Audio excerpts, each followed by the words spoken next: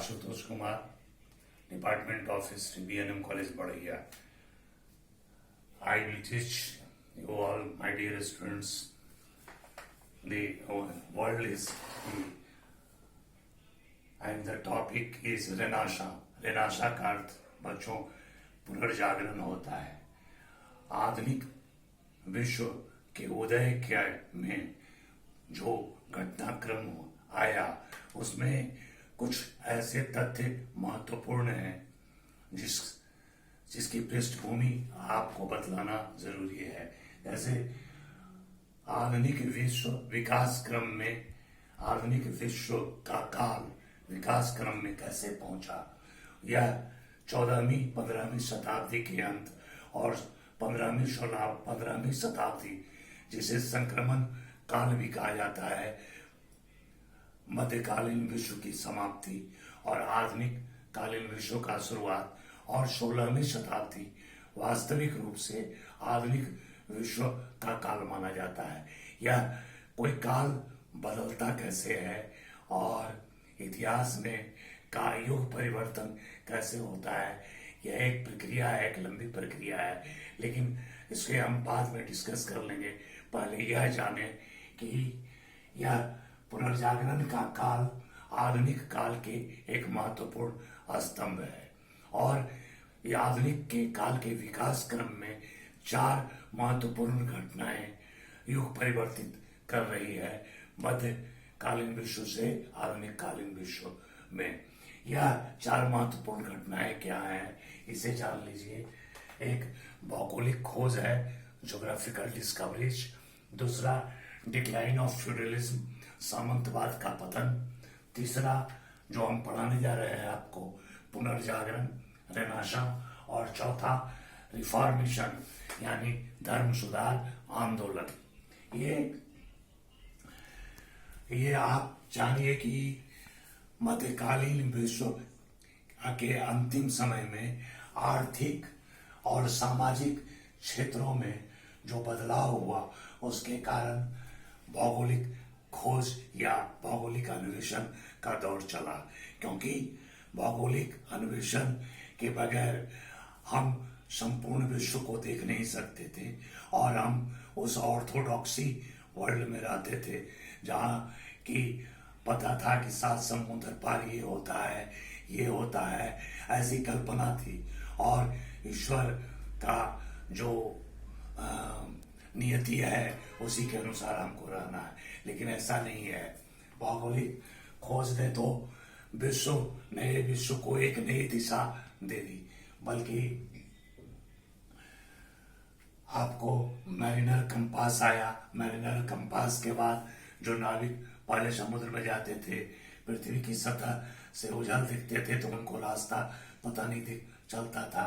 तो इस mariner compass के थ्रू उनको यह जानकारी मिली कि कैसे पृथ्वी समुद्र में चल रहा है और किस दिशा में हम जान रहे हैं.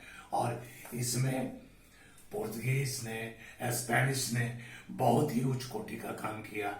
आपको पता होगा पोर्तुगीज वास्को डी गामा का नाम, जो 1498 में जब यह स्वप्निल देश भारत पहुंचा तो यहाँ से एक नए युग की शुरुआत करता है. उसी तरह से Cape of the Good Hope के बारे में पता है, या अन्य भी कई, हेनरी जो पुर्तगाल का राजा था, तो हेनरी द नेविगेटर उसको कहा जाता है.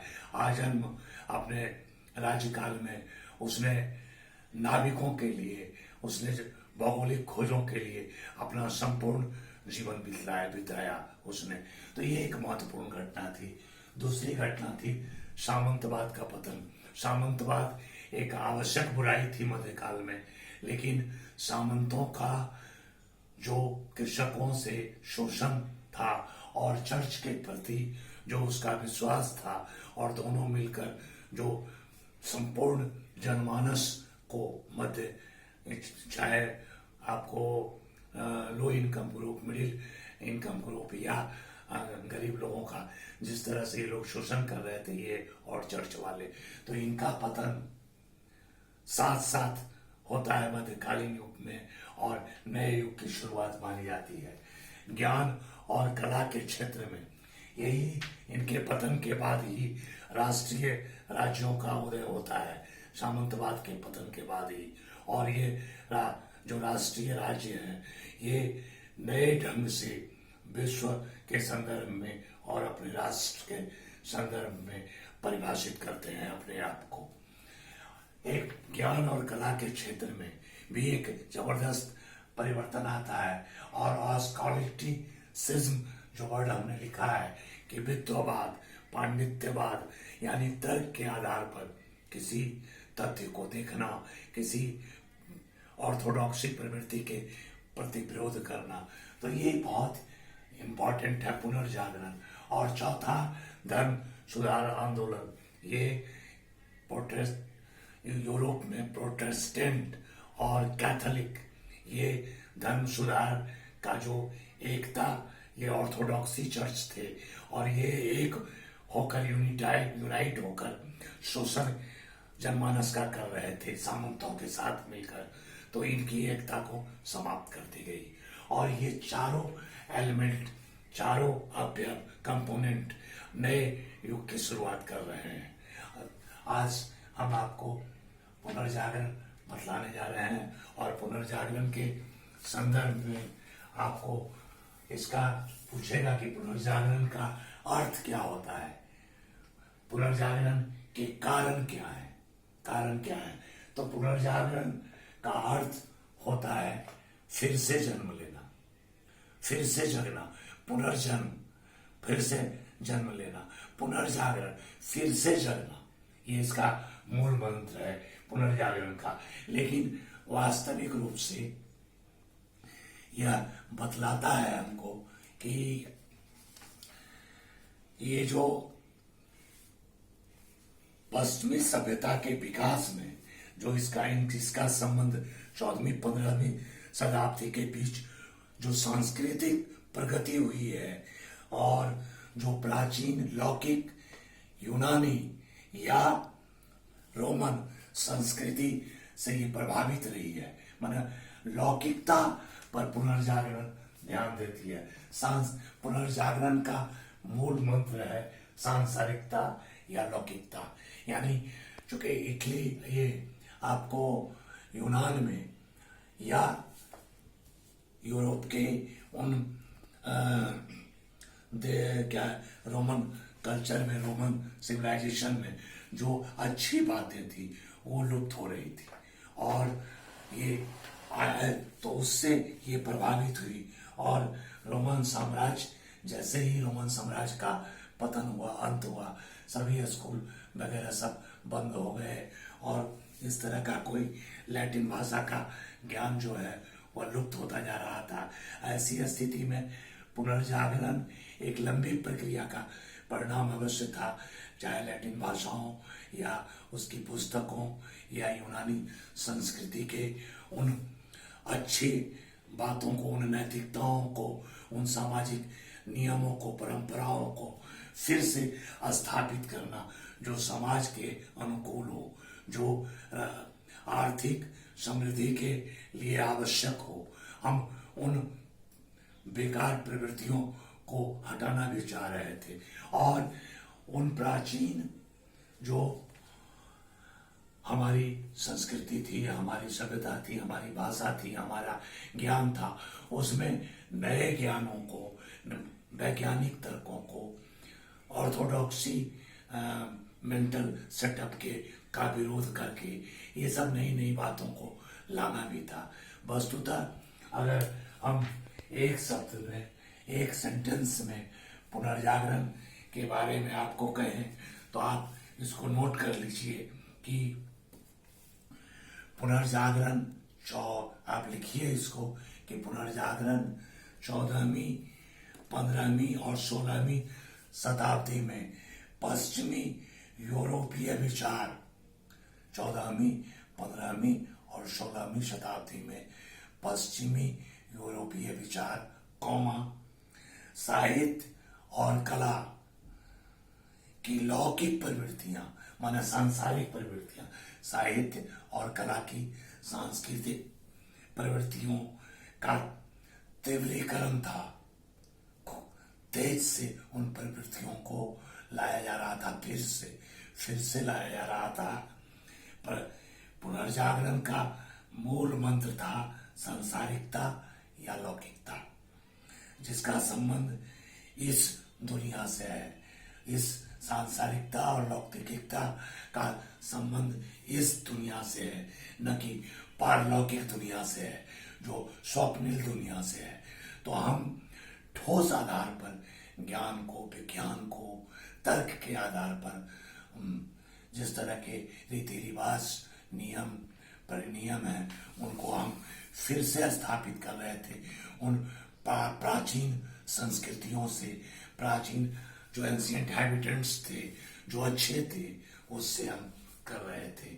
अब हम आपको पुनर्जागरण का अर्थ, हमको लगता है कि आप समझ गए होंगे कि यह सांसारिकता इसका मूल मंत्र था। कैसे सामाजिक जीवन में रहना है, कैसे आर्थिक उन्नति करनी है, कैसे ज्ञान का विकास। ज्ञान सिर्फ पादरियों को, चर्च के पादरियों को और इन तथाकथित उच्च वर्ग के सामंतों के का ही वो धरोहर नहीं है। केवल वही नहीं, संपूर्ण जनमानस अगर ज्ञानी होगा तो एक नए राष्ट्र का उदय होगा, एक नए अंतरराष्ट्रीय परिदृश्य सामने आएंगे, और जो समाज को, राजनीति को, अर्थव्यवस्था को, हमारी संस्कृति को न सिर्फ निरंतरता प्रदान करेगा अच्छे ढंग से, बल्कि उसे सुदृढ़ करेगा, कंसोलिडेट भी करेगा। और तब एक ऐसा विश्व होगा जो जनमानस के लिए काफी महत्वपूर्ण होगा और राष्ट्रीय राज्यों के उदय के लिए भी एक आवश्यक तत्व होगा। अब हम इस पर कॉजेस ऑफ निराशा पर आप लोगों को बतलाना चाहेंगे कि यह पुनर्जागरण आरंभ होने का कारण क्या हुआ। इसके 4-5 बिंदुओं पर हमने इसको बांट रखा है, या हमारे इतिहासकारों ने इस संदर्भ में चर्चा की है कि इसका कारण ये रहा है।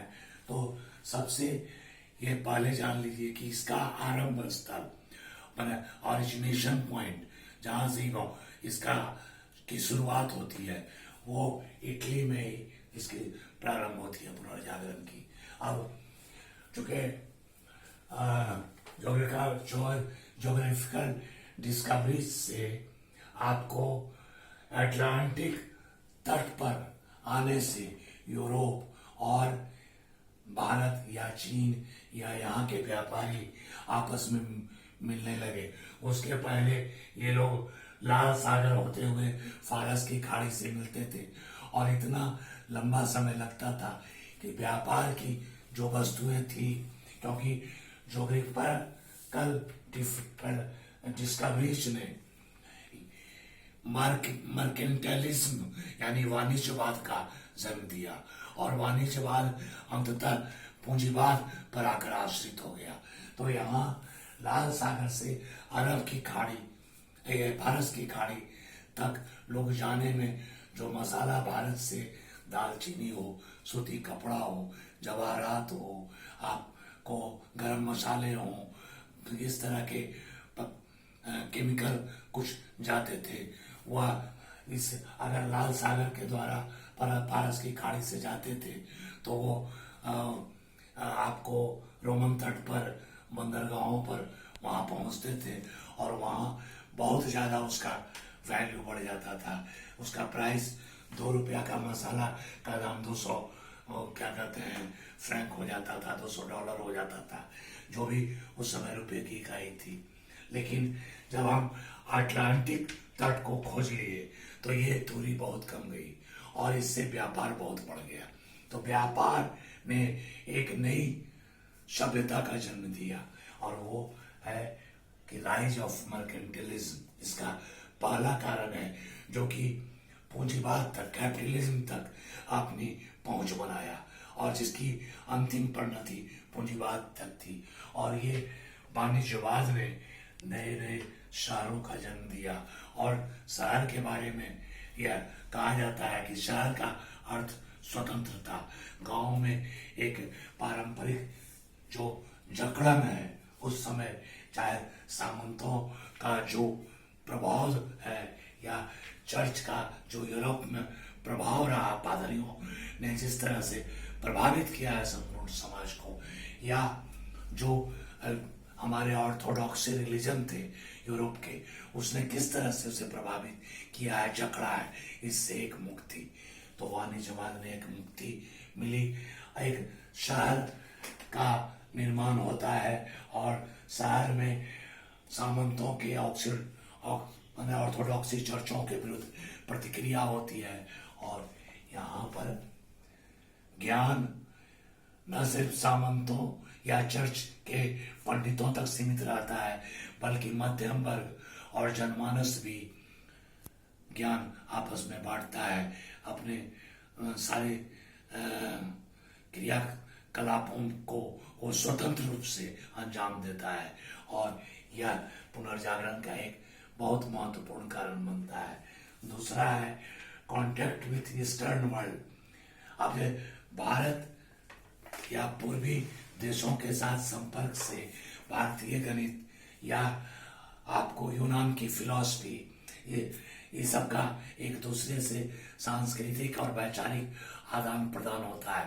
पूर्व और पश्चिम के बीच दूरी घटती है इस व्यापार मंडल से, कैपिटलिज्म से, पूंजीवाद से, वाणिज्य व्यवसाय से, तो इससे एक एस्कोलेटिसिज्म का ये पांडित्यपूर्ण जो व्यवहार है उसका जन्म होता है, और उसके आधार पर सामंतों का एक आधिपत्य चर्चों के प्रति जो गलत चर्च कार्य कर रहा है या विरोध करते हैं और इसको कंसाइज करते हैं। तीसरा महत्वपूर्ण कारण है कि अरस्तु के दर्शन का विरोध करना।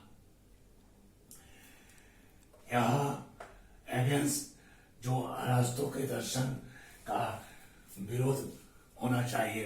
अरस्तु का दर्शन यह कहता है कि प्रयोग करो, लेकिन लैटिन भाषा में या यूनानी भाषा में लिखे उसके ग्रंथों का जो विशिष्ट लोग हैं, तथाकथित उच्च वर्ग हैं या पादरी वर्ग हैं, अध्ययन में रत रहते हैं, प्रयोग करते ही नहीं हैं। तो बेकन जैसा एक यथार्थ, ये प्रगतिवादी, प्रयोजनवादी, व्यवहारवादी और सबसे बड़ा स्कॉलर वह आता है और कहता है कि अगर मुझे बस चले तो अरस्तु के ग्रंथों को मैं फाड़ कर रख दूं, क्योंकि प्रयोग करो की बात तो उचित है, लेकिन प्रयोग कोई नहीं करता है। वस्तुतः यह एक महत्वपूर्ण घटनाक्रम है कि बेकन यह मानता है कि एक ऐसी गाड़ी होगी जो बिना घोड़े के, बिना पशु के इतनी तेज चलेगी कि युद्ध में या वाणिज्य व्यवसाय में या जो व्यापार में उसकी बहुत आवश्यकता होगी। एक ऐसी यंत्र होगा जिसको मनुष्य अगर चलाएगा तो जैसे पक्षियों का पंख फड़फड़ाता है उस तरह से वह उड़ेगा मनुष्य और एक जगह से दूसरे जगह पहुंच जाएगा। लेकिन और उसका सपना साकार होता है। आज हम कार से, हेलीकॉप्टर से, हवाई जहाज से, तो वैज्ञानिक पुट का कारण पुनर्जागरण को और मजबूत करता है। बेकन के वो विचार, बेकन की वो फिलॉसफी जो एरिस्टोटल के विरुद्ध है। चौथा कारण है invention of paper and printing machine. Invention of paper and printing machine, ये आपका चौथा कारण है, फोर्थ। ये तीसरा कारण है, ये मतलब राइज ऑफ मर्केंटाइलिज्म पहला कारण। दूसरा कारण कॉन्टैक्ट विथ ईस्टर्न वर्ल्ड, जहाँ की हम यूनानी दर्शन और भारतीय गणित, ज्योतिष वगैरह के बारे में हम जानते हैं और उसका प्रयोग करते हैं। तीसरा एरिस्टोटल के दर्शन, अरस्तु के दर्शन के विरुद्ध वैज्ञानिक सोच बेकन का। और चौथा invention of paper and printing machine. अब कागज और मुद्रण की शुरुआत होती है। ऐसी शुरुआत 6ठी शताब्दी ईस्वी में चीन ने भी किया था। वो काठ पर प्रिंट करता था, लेकिन काठ पर मैंने आपको वुडन वुड पर, वुडन ब्लॉक पर। अब कागज की शुरुआत चीन के द्वारा की जाती है और चीन से यह ज्ञान अरब लेता है, अरब से यह ज्ञान यूरोप में जाता है और 15वीं शताब्दी में इस इटली जो है सबसे कागज के निर्माण में और अच्छे कागज की छपाई में वो सबसे अग्रणी होता है। उसी तरह से प्रिंटिंग मशीन आने के बाद सभी जनमानस अपना लिख सकते हैं, विचार व्यक्त कर सकते हैं, बोल सकते हैं, सच्चाई सामंतों के विरुद्ध, चर्च के विरुद्ध, व्यापारियों को अपनी किताब, अपना लेखन, सारा कार्य करने का ये एक बहुत बड़ा इन्वेंशन है। जैसे आयरन का इन्वेंशन जब किया जाता है तो बहुत सारे इंडस्ट्रीज खोलते हैं और एक पिन तक भी आयरन से बनाया गया।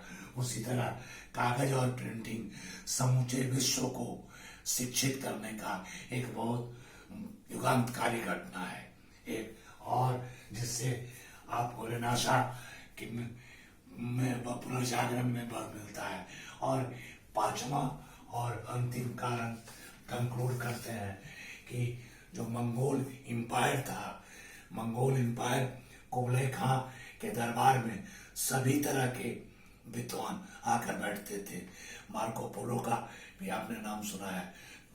पर ये इस तरह का कि पूर्व और पश्चिम की दूरी कुबलाई खां के दरबार में मंगोल साम्राज्य में सिमट गई और 1453 में जब कुस्तुनतुनिया का पतन हुआ, ये पतन, डिक्लाइन ऑफ कुस्तुनतुनिया, डिक्लाइन ऑफ कुस्तुनतुनिया जब डिक्लाइन हुआ तो इसके साथ रोमन साम्राज्य का वह सदा के लिए अंत हो गया जो मध्ययुगीन विशिष्टता को रखता था और पुनर्जागरण संपूर्ण विश्व में यूरोप के माध्यम से फैल गया। आज का क्लास इतना का ही है मेरे छात्रों।